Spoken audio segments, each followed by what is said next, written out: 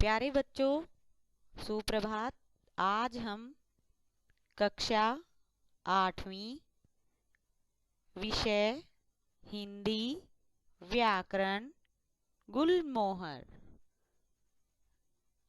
उप विषय पाठ 15 सर्वनाम तथा उसके भेद व्याख्यान 1। प्यारे बच्चों, आज हम अपनी पाठ्य पुस्तक हिंदी व्याकरण गुलमोहर से पाठ 15 सर्वनाम तथा उसके भेदों का अध्ययन करेंगे। प्यारे बच्चों, इससे पहले हमने संज्ञा के विकारी तत्व लिंग वचन तथा कारक को पढ़ा था। आज हम सर्वनाम को पढ़ेंगे।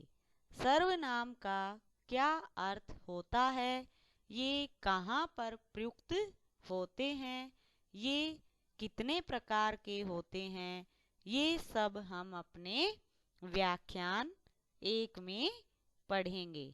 आइए पढ़ते हैं बेटा अपना व्याख्यान 1।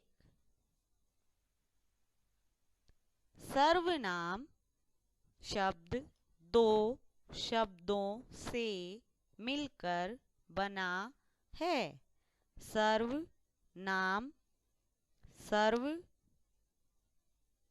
सबका नाम समस्त संज्ञा के नाम।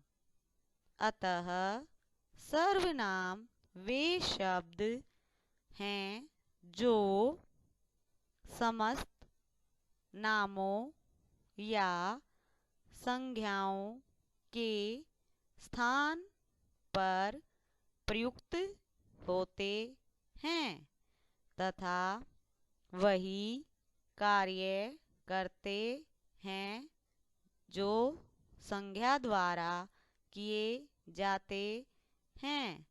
अर्थात संज्ञा के स्थान पर प्रयुक्त होने वाले शब्दों को सर्वनाम कहते हैं। जैसे मैं, हम, तुम, वह, वे आदि। सर्वनाम के भेद। सर्वनाम के 6 भेद होते हैं। नंबर 1 पुरुषवाचक सर्वनाम। नंबर 2 निश्चयवाचक सर्वनाम। नंबर 3 अनिश्चयवाचक सर्वनाम।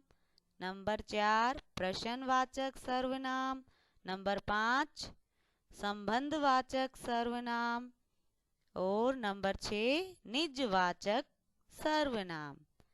प्यारे बच्चों, जैसा कि मैंने आपको बताया, संज्ञा के स्थान पर प्रयुक्त होने वाले शब्दों को सर्वनाम कहते हैं। सर्वनाम शब्द 2 शब्दों से मिलकर बना है, सर्व तथा नाम। सर्व का अर्थ है सबका और नाम का अर्थ है जो संज्ञा के नाम होते हैं। अर्थात संज्ञा के स्थान पर बोले जाने वाले शब्दों को सर्वनाम कहते हैं। जैसे कि मैं, हम, तुम, वह, वे आदि। सर्वनाम के मुख्य 6 भेद होते हैं। पुरुषवाचक सर्वनाम, निश्चयवाचक सर्वनाम, अनिश्चयवाचक सर्वनाम, प्रश्नवाचक सर्वनाम, संबंधवाचक सर्वनाम और निजवाचक सर्वनाम। प्यारे बच्चों, सर्वनाम के ये 6 भेद बताए। अब मैं आपको पुरुषवाचक सर्वनाम क्या होता है, निश्चयवाचक सर्वनाम क्या होता है, इन सब के बारे में अलग अलग से बताऊंगी। पुरुषवाचक सर्वनाम। जब भी दो लोग बातचीत करते हैं तो वक्ता कभी अपने बारे में कुछ कहता है, कभी श्रोता के बारे में कुछ और कभी किसी तीसरे व्यक्ति के बारे में कहता है। इन तीनों ही स्थितियों में वक्ता द्वारा अपने लिए, श्रोता के लिए और तीसरे व्यक्ति के लिए जिन सर्वनाम शब्दों का प्रयोग किया जाता है उन्हें पुरुषवाचक सर्वनाम कहते हैं। पुरुषवाचक सर्वनाम तीन प्रकार के होते हैं: उत्तम पुरुषवाचक, मध्यम पुरुषवाचक तथा अन्य पुरुषवाचक। नंबर 1 उत्तम पुरुषवाचक, मैं, मुझे, मेरा। मध्यम पुरुषवाचक,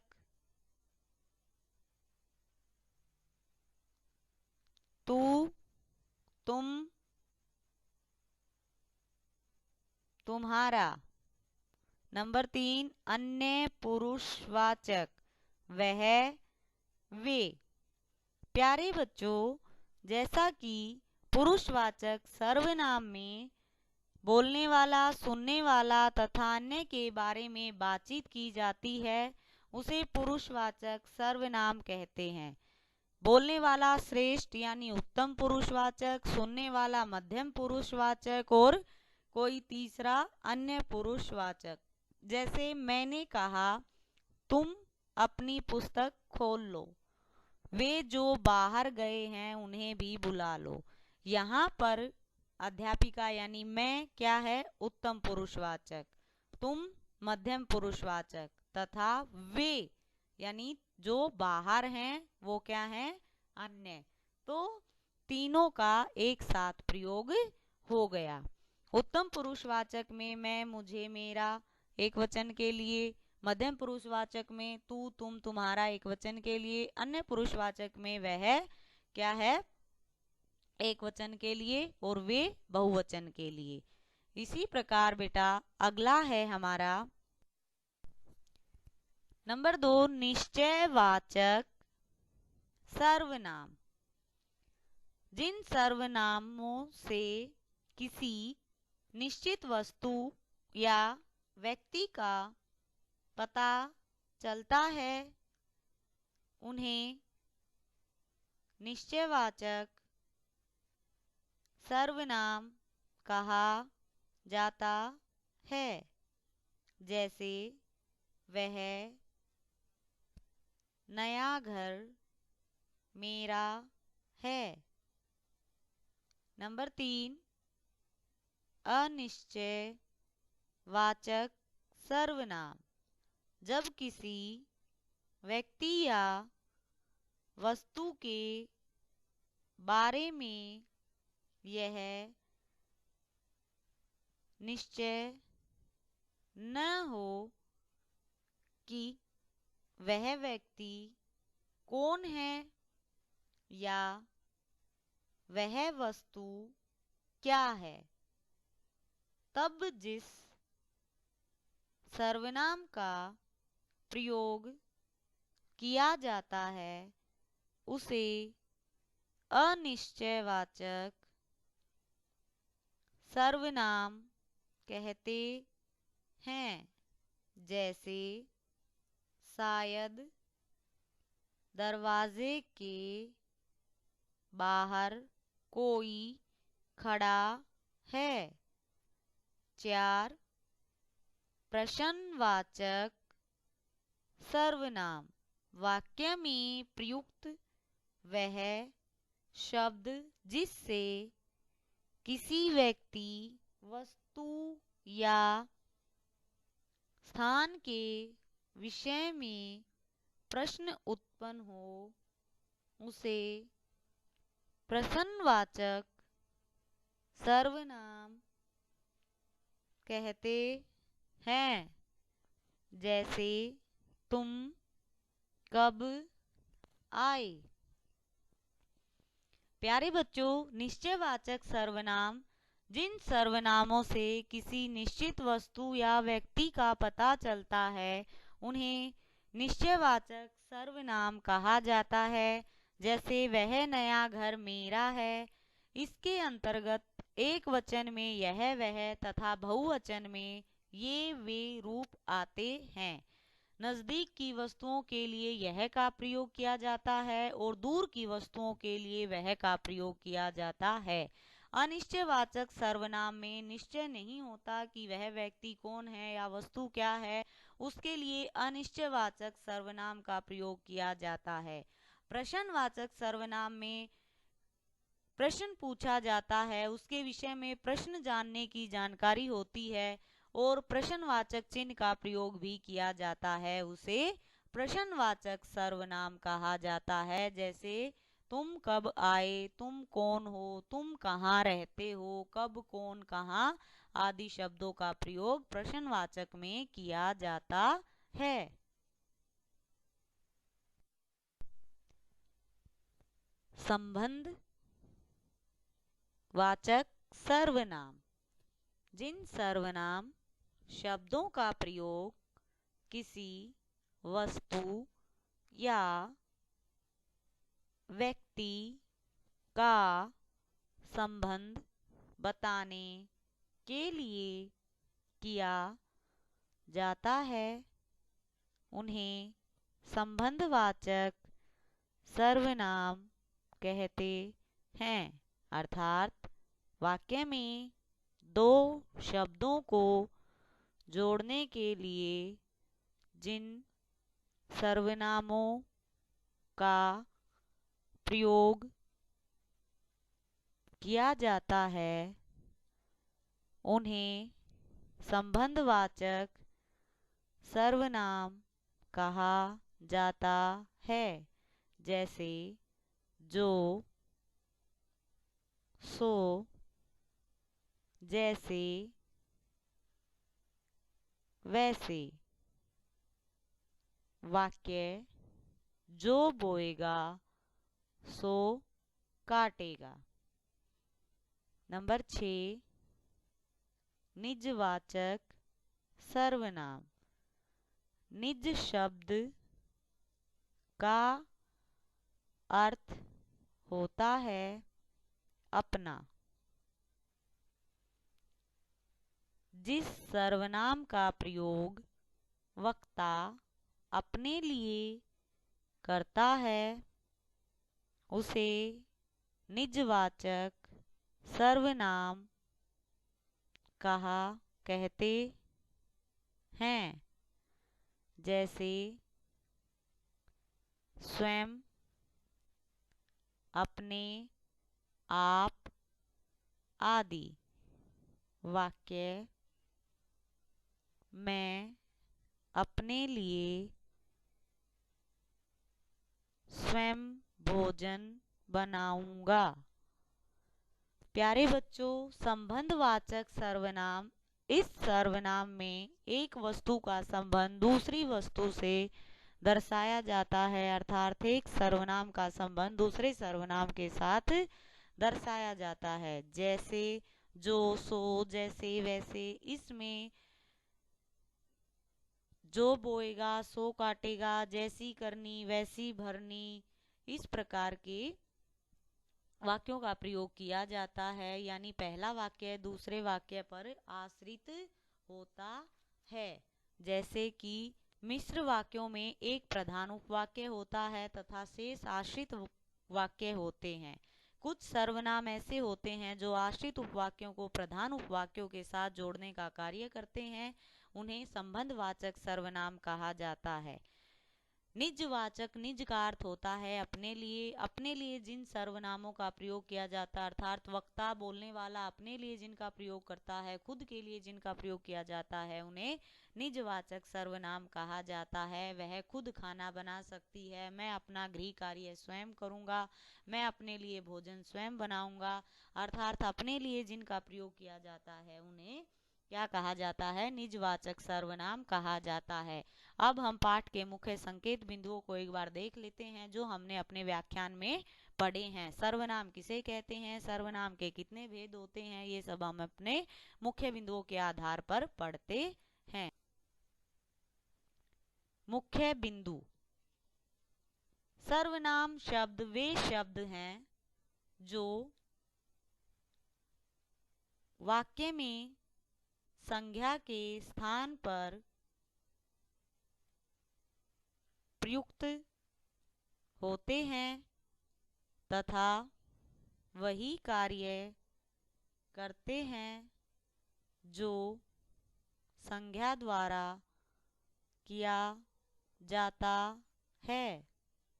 सर्वनामों के 6 भेद होते हैं। पुरुषवाचक सर्वनाम के 3 भेद होते हैं। उत्तम पुरुषवाचक, मध्यम पुरुषवाचक तथा अन्य पुरुषवाचक। निश्चयवाचक सर्वनाम यह वह किसी वस्तु या व्यक्ति की ओर निश्चित संकेत करते हैं।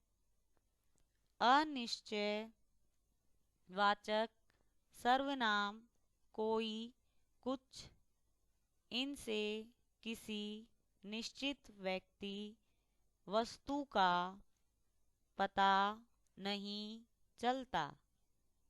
किसी के लिए प्रश्न पूछते समय प्रश्नवाचक सर्वनाम का प्रयोग किया जाता है। एक सर्वनाम का संबंध दूसरे सर्वनाम से या एक वस्तु का संबंध दूसरी वस्तु से स्थापित करने के लिए संबंधवाचक सर्वनामों का प्रयोग किया जाता है। जिन सर्वनामों का प्रयोग वक्ता अपने लिए करता है उसे निजवाचक सर्वनाम कहते हैं। प्यारे बच्चों, आज के व्याख्यान में हमने सर्वनाम किसे कहते हैं, सर्वनाम के कितने भेद हैं, ये सब पढ़ा। सर्वनाम संज्ञा के स्थान पर प्रयुक्त किए जाते हैं। सर्वनाम का अर्थ होता है सबका नाम। सर्वनाम के 6 भेद होते हैं।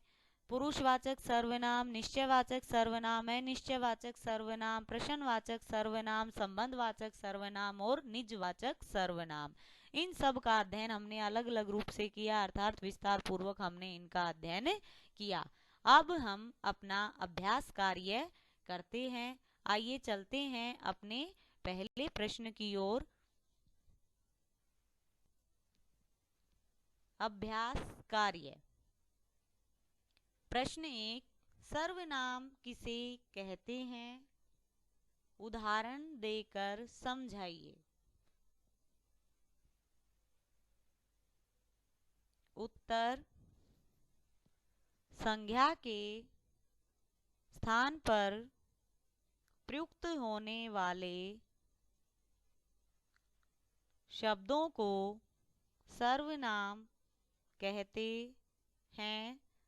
जैसे मैं, तुम, आप,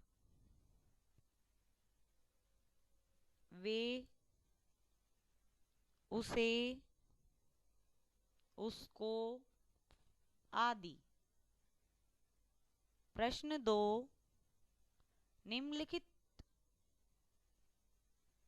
वाक्यों में से सर्वनाम छांटकर लिखिए। कोई तो वहां मिलेगा। सर्वनाम है कोई। नंबर 2, इस कमरे में कौन सोता है। प्रश्नवाचक चिन्ह कौन सर्वनाम।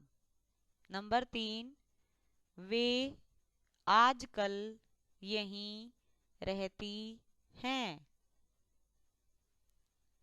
वे। नंबर 4, वह मेरी किताब ले गया। सर्वनाम है वह। नंबर 5, इन कमरों में से कौन सा चाहिए। सर्वनाम है कौन। नंबर 6, वह दुकानदार मर गया जिसे गुंडों ने पीटा था।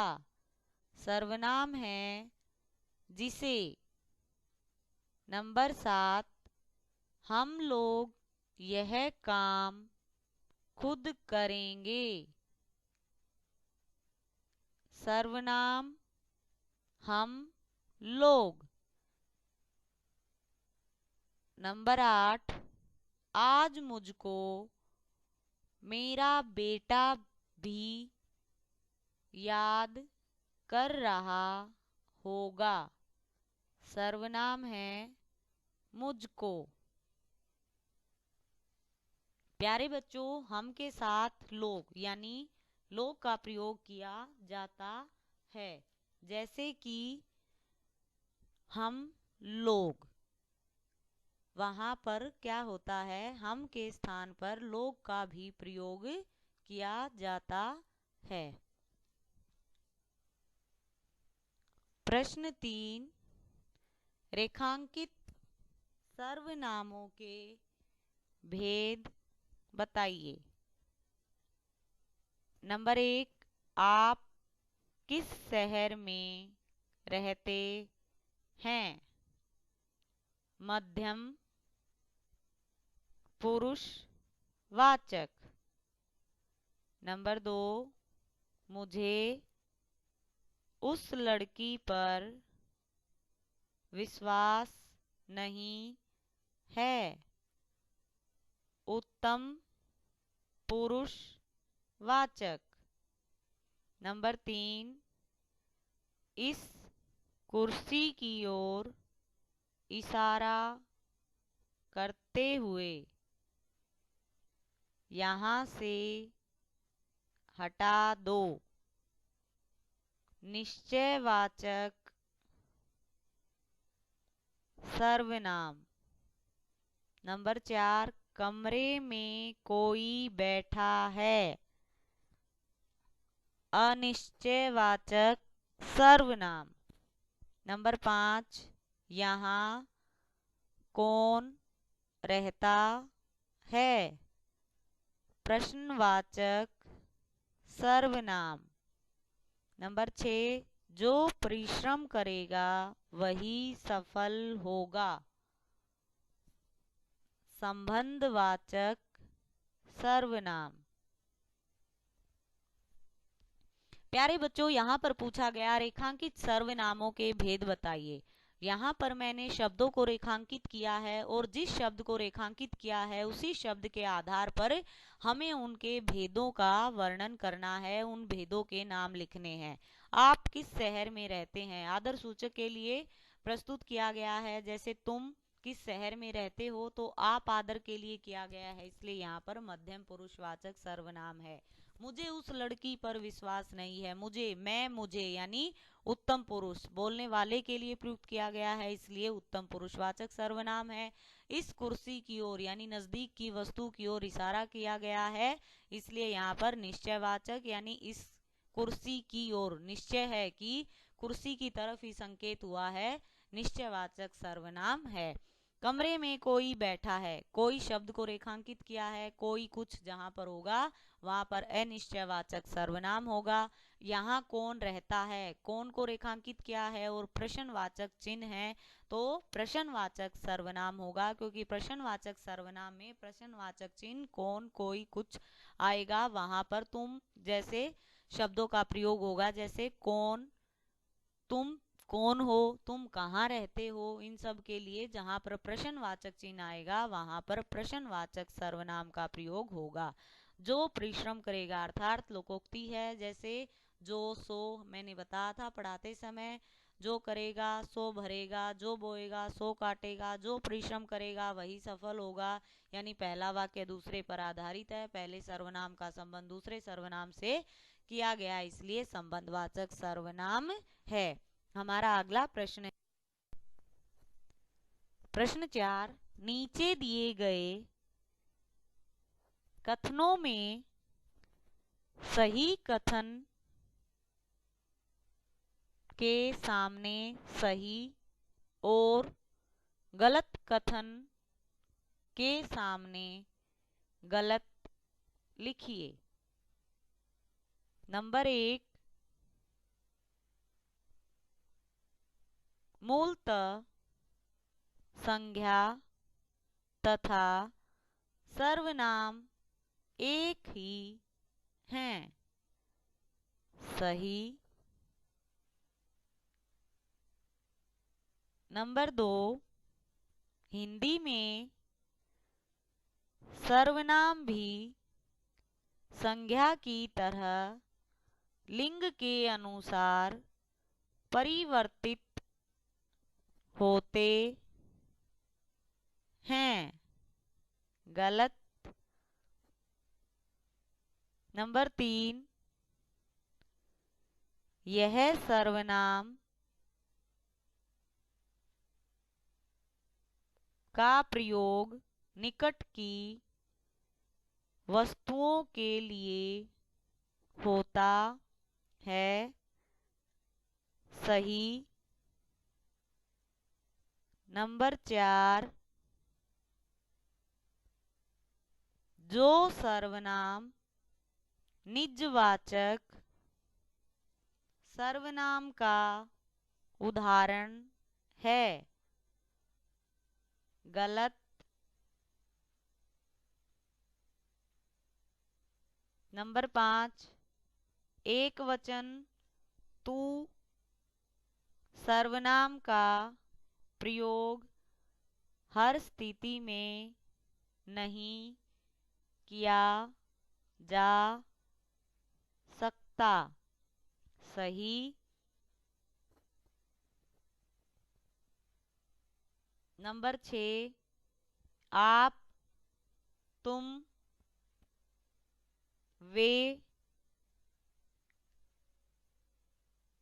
तथा हम सर्वनामों का बहुवचन में प्रयोग लोग शब्द लगाकर होता है, सही। नंबर 7, संबंधवाचक सर्वनाम दो शब्दों को जोड़ने का कार्य करते हैं, गलत। नंबर 8, आप सर्वनाम का प्रयोग केवल आदर देने के लिए किया जाता है। गलत।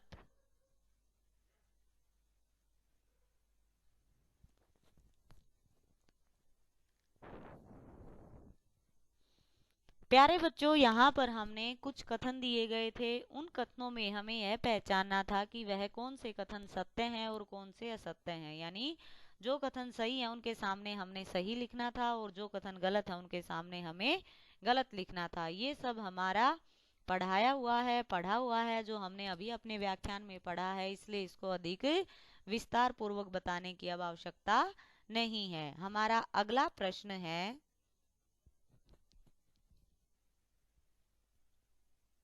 कोष्टक में दिए गए निर्देशों के अनुसार वाक्यों के रिक्त स्थानों की पूर्ति कीजिए।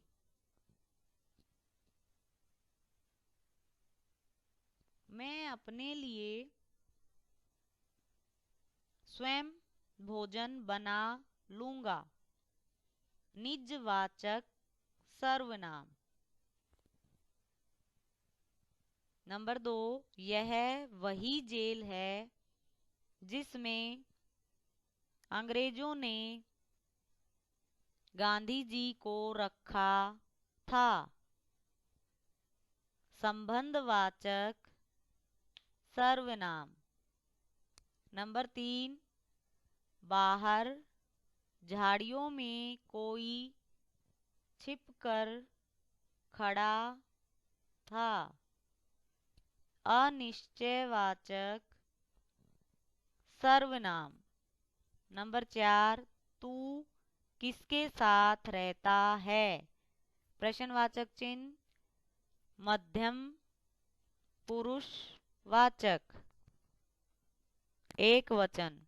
नंबर 5, वे किधर चले गए। अन्य पुरुषवाचक बहुवचन। कमीज की ओर इशारा करते हुए, यह किसकी है। निश्चयवाचक सर्वनाम एक वचन। क्या वह परीक्षा नहीं देगा। अन्य पुरुषवाचक एक वचन। इस साल हम लोग पहाड़ों पर जाएंगे। उत्तम पुरुष बहुवचन।